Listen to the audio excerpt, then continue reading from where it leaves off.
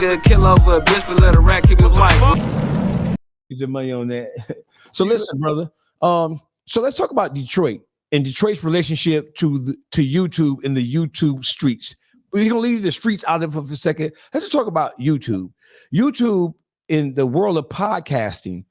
We have podcasters here who have major impact, like Anton Daniels, for example. But Anton Daniel, his coverage and his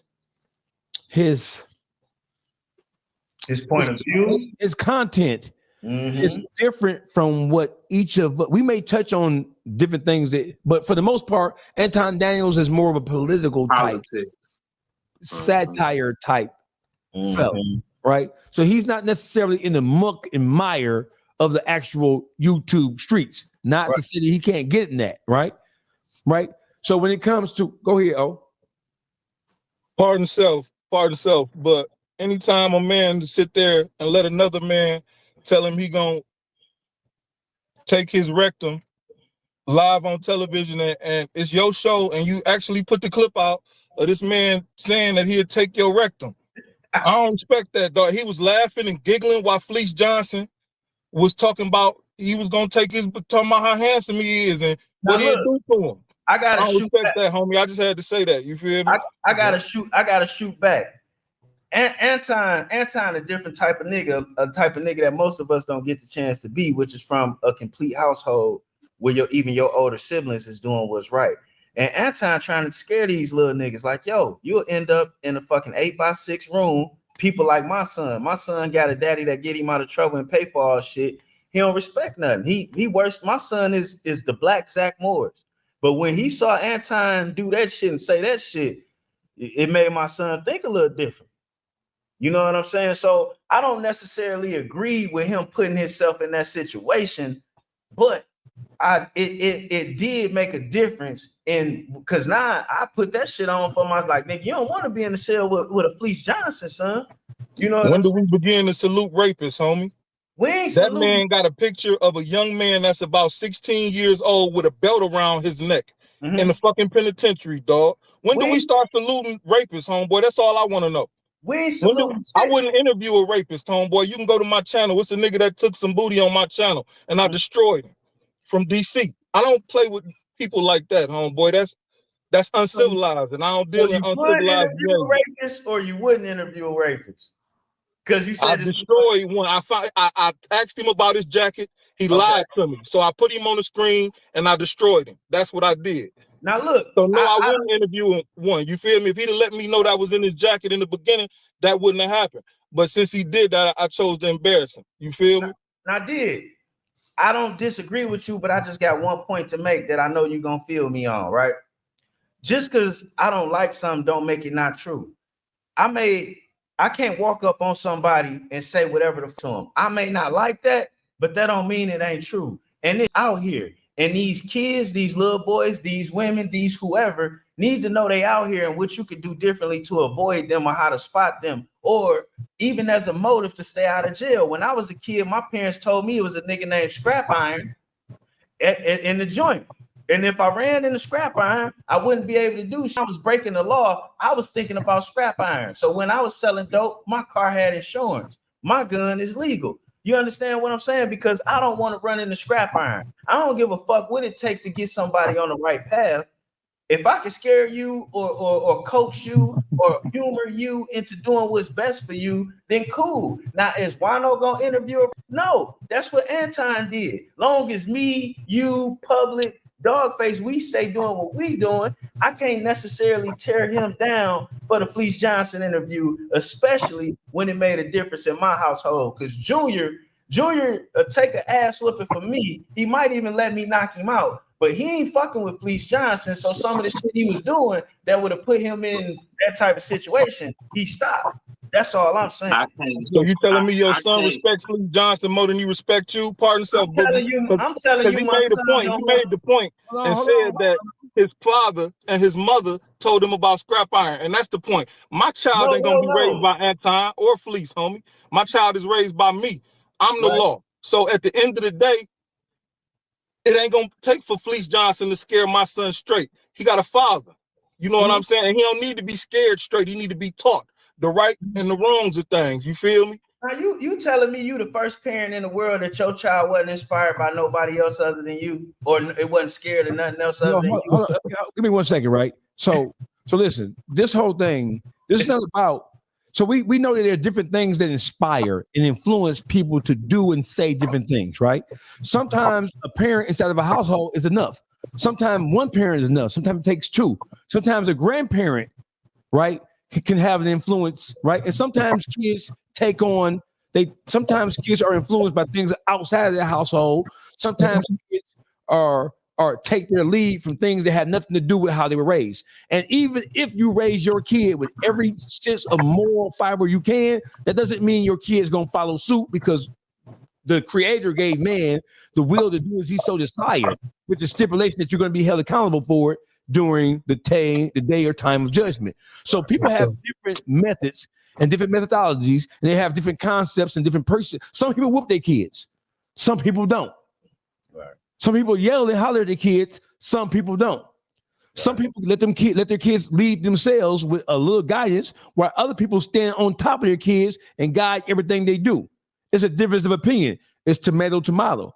Now, with the guy saying that, hey, listen, I don't look at the conversation that took place between Anton Daniels and FLEECE.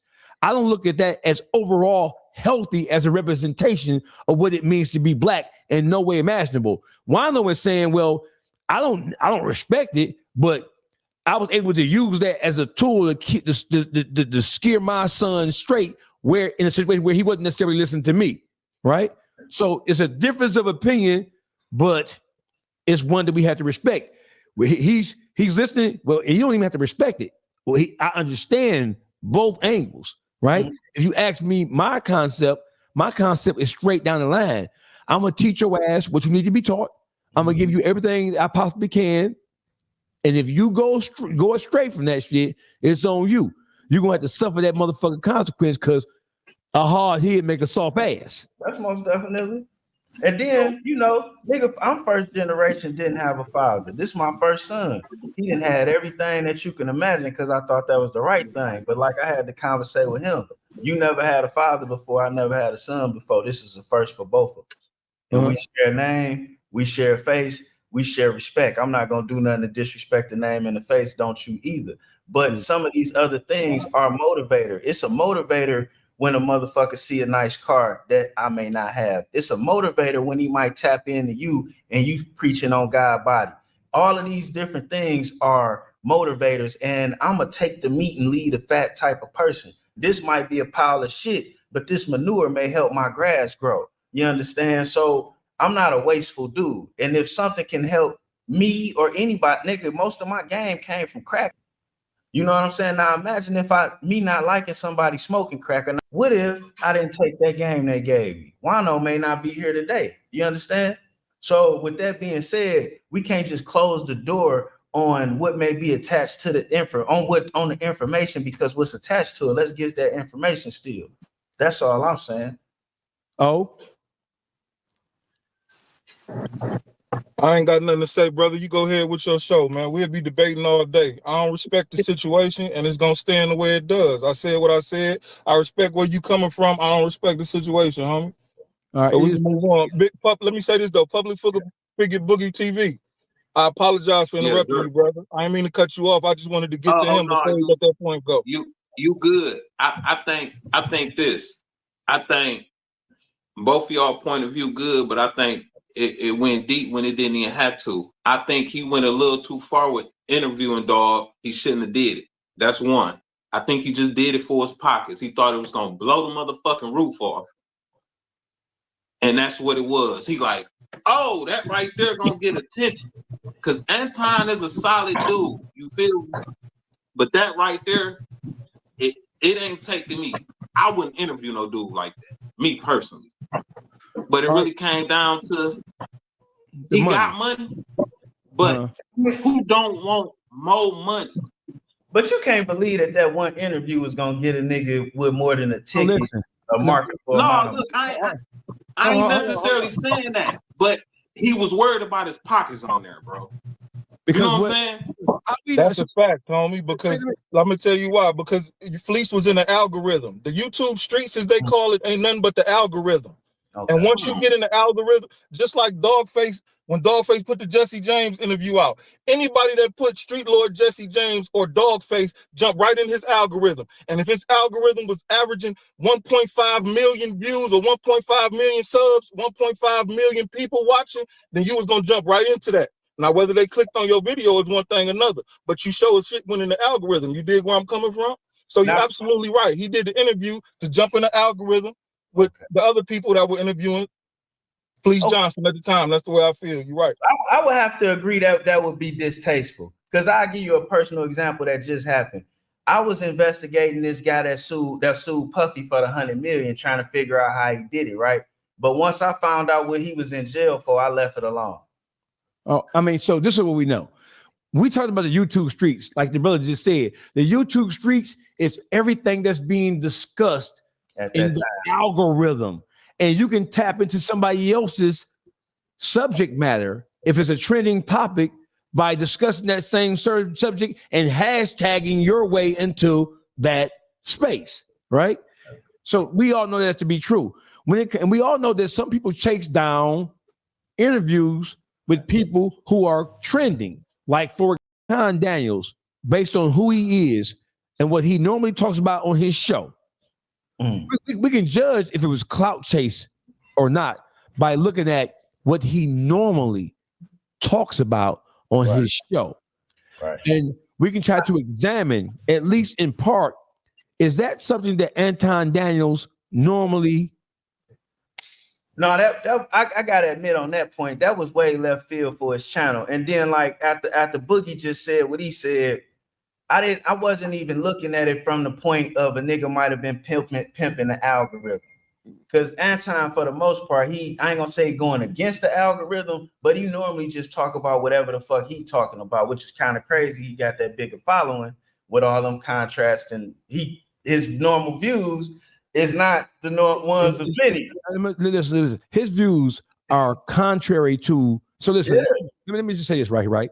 So listen, Anton Daniels is as popular as he is because he's like the Donald Trump of the YouTube space. Right. He's the Donald Trump of the YouTube streets. He's a black man who is unapologetically Republican, who is a supporter of Trump, so he's tapping into the whole Trumpism thing, the anti-establishment thing, the anti-government thing, the anti-help thing, right? So there's a place for that, and he knows there's a place for that. So if you're wondering why he's so popular, the same reason why Donald Trump is popular in some segments of society. Same reason, no different, right? So when we talk about just the world of YouTube and how it affects the city of Detroit, right? So we all are under the same. We all have the same mind state when it comes to understanding